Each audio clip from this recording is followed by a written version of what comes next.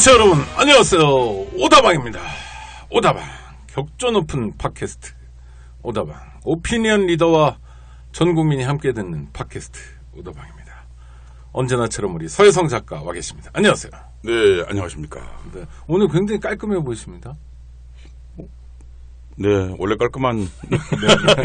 왜 그러냐면 오늘 출연하시는 분이 모토가 안 깔끔이기 때문에 비교해서 그렇게 보이는 게 아닌가 싶습니다. 안 쳐다놓고 디스라고. 근데 어제 영사들이 다시 보였죠? 아, 그러니까요. 얼마 됐습니까? 한 1년? 그렇죠. 1년 좀 넘었습니다. 연말. 네, 2014년 연말까지. 2014년 맞아요. 연말까지. 근데 우리 악수 한번 해야겠어요. 정식으로. 네. 왜냐면 오랜만입니다. 네, 오랜만입니다. 예, 저도 처음 잡습니다. 네. 방송 끝나고 세상에 얼굴을 한 번도 안 본 사이. 김종배 선생님 오셨습니다. 네, 안녕하세요. 안녕하세요. 네. 시사평론가이시고. 저희 시사통 스튜디오에서 이렇게 뵙다가 네. 오다방 스튜디오에서 뵈니까 감회가 남다랐습니다. 그러니까. 아주 단촐하고 좋습니다. 네. 아담하고. 이 진행 전문가를 모시고 뭘 해야 되죠? 이럴 때 뭐라고 하냐면 진행 당한다. 그러니까. 이렇게 말하는 거죠. 청취자 여러분 뭐 잘 아실 텐데, 팟캐스트 시사통, 책임자죠. 시사통을 진행하시고, 최근에는 사실 저희로서는 기쁜 소식인데, 네. 서울교통방송 저녁 프로그램을 매일 진행하고 계십니다. 프로그램 이름이 뭐죠? 대개는 TBS라고 그렇게 말하죠. TBS로 색다른 시선 김종배입니다. 아, 역시 그러니까 이 김종배 선생이 뭘 할 때 보면 이털남, 이슈 털어주는 남자. 이건 또 색다른 지성. 그러니까 그래서 뭔가 이렇게 이름이 벌써 달라. 그렇죠. 그래서 저는 이제 시의 영역으로 자꾸 올라오고 그래. 이게 좋지 않은 거군 우리 같은 업종에서 봤을 때는. 그래서 이제 이 그 제목을 주려면 이제 섹시 김. 이런 식으로 불리기를 원했으나 아무도 그렇게 불러주지 않아요. 근데 털이 좋아. 털이 좋은 건 틀림없어요. 요즘 머리털 빠져 미치겠어요. 좀 빠지셨네 진짜로. 침물까지 긁고 있어요. 근데 원래는 MBC 손석희 앵커랑 뭘 오랫동안 하셨죠? 그렇죠. 한 10년 반 했고. 10년 만 했습니다. 그게 매일 나가는 건가요? 네. 그랬죠. 그 뉴스를 이렇게. 그러니까 원래 방송은 원래 그 라디오 시사 프로의 그 시초라고 해야 될까? 그건 이제 사실은 CBS의 시사잡기죠. 시사잡기 제일 먼저. 그게 이제 제일 먼저 사실은 정통. 네. 뭐 이제 그 전에도 이제 사실은 시사라고 있었지만 시사와 교양이 섞여 있는 좀 애매한 그런 거 있지만 이제 시사잡기는 사실은 정통 시사였어요. 그게 효시죠. 그렇죠. 그러니까 우리 세 사람이 다 시사잡기 출신이군요. 그런가요? 이제 거기서 이제 일주일에 한 번씩 출연하다가. 그때는 뭐 하셨습니까? 그때는 이제 제가 미디어오늘 편집장고 이럴 때니까 좀 언론 문제 가지고. 그 몇 년도예요? 그게 그러니까 98, 99년 이랬어요. 그러니까. 저도 99년부터 2006년 5년까지 했었는데. 그렇죠. 그러다가 그러니까 우리가 다 시사잡기가 나은 사람들이군요. 저도 사실 기억이 안 나는데 한 7, 8년 정도 했던 것 같습니다. 근데 요새 시사잡기 출연 안 하시나요? 아무 이유도 없이 연락이 오던데요. 저도. 이게 태물들로 생각을 하는군요. 그러니까 우리는 지금 그러니까 저기 그 강제 퇴역당한. 아니 저 가끔은 합니다. 가끔 몇 달에 한 번. 지금 여기가 그러니까 예비군 훈련소입니까? 그러니까. 그러니까 거기에서 또 시사 프로그램을 하신 거죠. 시사와 관련 뉴스와 관련된 미디어 비평과 관련된 출연을 했었죠. 네. 그러다 그때 서울에서 무슨 그 시사 만화 전시회가 있었었어요. 네. 근데 제가 또 이거 뭐 방송에서니까 속칭 이제 사이비로 그러니까 만화 평론 비슷한 거 시사 만화 이걸 잠깐 한 적이 있었는데 또 그때 기억납니다. MBC 라디오에서 이제 그거 하니까 그 잠깐 연결해서 얘기를 좀 해달라 근데 아는 게 있어요. 그래서 한 10번을 그 사용을 하다가 강제로 이제 끌려가서 했는데 그리고 PD한테 연락 왔더라고요. 고정으로 한번 하자. 그래서 처음에 왜냐면 제가 싫다고 그랬어요. 왜냐면 그때 제가 김포에 살고 있었었는데 김포에 그러니까 뭐냐면 무슨 프로냐니까 새벽에 그때는 시선 집중이 생기기 전이에요. 그러니까 그 엄길청 교수가 아침을 달린다라고. 맞아요. 그때인데 이제 거기에 이제 그 와서 그 뉴스 브리핑을 해달라, 조간 브리핑 해달라. 그래서 계산해 보니까 새벽 3시 반에 일어나야 돼요. 그렇죠. 왜냐면 신문 읽고 나가야 되니까. 아니 가수 신문 읽어야 되는데. 아니 이게 새벽 3시 반에 일어나서 차 몰고 MBC까지 가서 이런다는 게 미친 짓이고 왜 하냐 내가. 그리고 돈은 20만 원 받고. 그렇게 주면 당장 나갔죠. 그런 걸. 그랬는데 그때 제가 이제 큰 아이가 낳고 생후 몇 개월 안 돼. 네네네. 분유값을 벌어야 되는 거기 때문에 생계형 방송 출연자라고 저는 잘릴 때까지 계속 강조를 하면서 출연료 투쟁을 많이 했던 사람인데 그렇게 이제 시작을 해서 인생이요 계획대로 안 풀리더라고요. 진짜로. 네. 뭐 우리 이 서혜성 작가님 앞에서 이런 말씀드리면 대단히 외람되나 살다 보니까 계획 짤 필요가 별로 없더라. 계획대로 안 흘러가더라. 라는 걸 많이 느끼고 있죠. 그래서 흘러 여기까지 온 거죠. 그 다음에는 그 시선 집중을 하신 거죠? 네. 그걸 10년 하셨다고요? 예. 그래서 이제 엄길청 아침을 달린다 1년 했고, 이제 그 프로 없어지고, 이제 손석희 선배가 MC가 되어가지고 시선 집중을 하는데, 이제 거기서 계속 이어서, 그래서 10년 반 했고. 그런데 그러니까, 그때 잘리셔가지고 뉴스에 막 나오고 그랬었는데 왜 잘리셨죠? 그때, 누가 나가라고 그런 거죠? 저도 공식적으로 너를 왜 자른다는 얘기를 못 들었어요. 원래 그래요, 자를 때. 네. 못 들었고요. 그래갖고 그냥 어떻게 좀 나와주지 마라. 라는 거의 그 사정조에. 근데 사실 이제 그 두세 달 전부터 이제 사실은 그런 분위기가 좀 있었죠. 그리고 제가 보니 거기서 이제 그 겹불젠제가 뭐 하루 이틀도 아니고. 뭐 그걸 왜 모르겠어요. 바보가 아니겠어요. 근데 이제 한데 뭐냐면 이제 제작진이 그래도 저항을 하는. 뭐 그것도 알고 있었고. 근데 이제 임계점에 왔구나. 라고 하는 것도 알고 있었고. 그때가 MB 시대였죠? 그렇죠. 2011년이니까. 2011년. 그래서 뭐 알았다 하고. 뭐 그래서 이제 많은 사람들이 잘리면 나는 왜 잘렸나 이런 얘기인데 저는 일체 그런 얘기 안 하고 그냥 조용히 나왔어요. 네. 그런데 미디어에서는 수많은 사람들이 이틀남 데려와라. 막 계속 거의 한 달 넘게 그랬던 것 같은데요. 네. 왜 사람들이 다시 오라고 그런 거예요? 모르겠어요. 여기서 이제 이제 왜라고 제가 여기서 대답을 하면 작법 비슷하게 가는 거죠. 이제 겸양의 자세를 보여요. 네네. 그 당시 이제 제가 기억하는 게 제가 우리 김종배 선생님께서 그만두실 때 제가 막 손석희 나가고 있었거든요. 시기가 겹쳐요. 그래서 사실 갔더니 저도 이제 고정 출연자로 갔는데 내 얘기는 안 하고 이 김종배 분위기 어수선하고 그게 아니라 이제 이런 거예요. 거기에 방송 제작진이 김종배 선생의 미안해서 저하고 잘한다고 생각하더라고요. 그러니까 그러고는 이제 그 얘기를 자꾸 하는 거예요. 우리가 참 힘들게 하고 있다는 방송을 그 당시 시선 집중을 유지한다는 것 자체가 굉장히 힘들게 하고 있다는 예로서 몇 줄을 들었어요. 제가 그 얘기를 그러면서 인터넷에 보니까 인터넷에 이제 SNS 같은 데서는 이제 김종배 이틀남 돌아와라. 그리고 이거는 완전 MB의 언론 탄압의 전형이다. 사실 이제 뭐 이 대목을 제가 참뻑이 될까봐 제가 정리하면 MB 정권에서 이제 언론을 이렇게 특히 현재 오늘날 MBC 사태의 시작점이 김종배였다 이렇게 말할 수 있습니다. 그러니까 MBC가 미디어 이하로 추락해가는 과정에서 거의 시작점이죠 아마 그렇게 통제를 하고 출연진 자르고 아마 이랬던 것이 시작점입니다. 그렇죠. 그렇게 그래서 뭐 김미화 저녁 방송 그랬죠. 등등 다 이제 추락하게 돼서 손석희 씨도 그만두게 되고 뭐 이러면서 그때는 청취율이 그런데 1위였지 않습니까? 청취율 손석희 시선 집중이 전체에서 1위는 아니고. 그 아침에. 그렇죠. 시사 프로에서는 뭐 1위였고. 근데 이제 그때 라디오 본부장이 됐던 첫 번째 이유는 청취를 하라. 그래서 아니 내가 진행자도 아니고 일개 출연자한테 왜 청취를 하라게 책임을 묻느냐. 1번. 그다음에 청취를 하라도 안 했거든요. 그러니까 이제 그 다음에 또 이유가 또 바뀌더라고요. 그래서 제가 그냥 알았다. 그냥 그러니까 그만둬 줄 테니까 그만해라. 인생이 없어 보인다. 그랬었죠. 그러셨군요. 그리고 그 다음에는 저기로 옮기신 거죠? 뭐 오마이뉴스. 바로 옮긴 게 아니라 그래서 이제 그때 그러니까 그게 이제 몇 달 전부터 감지는 하고 있었지만 제 발로 나올 수는 없죠. 왜냐면 그때 당시 이제 시대 분위기가 다른 방송사에서 많은 사람들이 잘려 나가고 있었으니까 제 발로 그만두는 건 도와주는 거잖아요. 그렇죠. 그러니까 제가 이제 그만둘 수가 없었는데. 사실은 이제 좀 뭔가 전환기가 온 것 같다라는 느낌은 그 전부터 훨씬 갖고 있었었죠. 뭐냐면 이제 나도 좀 매너리즘에 빠진 것 같고 뭔가 이제 그러니까 전환점이 좀 있어야 돼, 계기가 있어야 되는 게 아니냐 이런 생각을 했는데 오히려 이제 이게 전화위복의 계기로 삼아서 공부 좀 하고 뭐를 하자 이렇게 라고 생각을 했고 그래서 몇 달 그렇게 있는데 이제 오마이 쪽에서 이제 제안이 들어왔죠.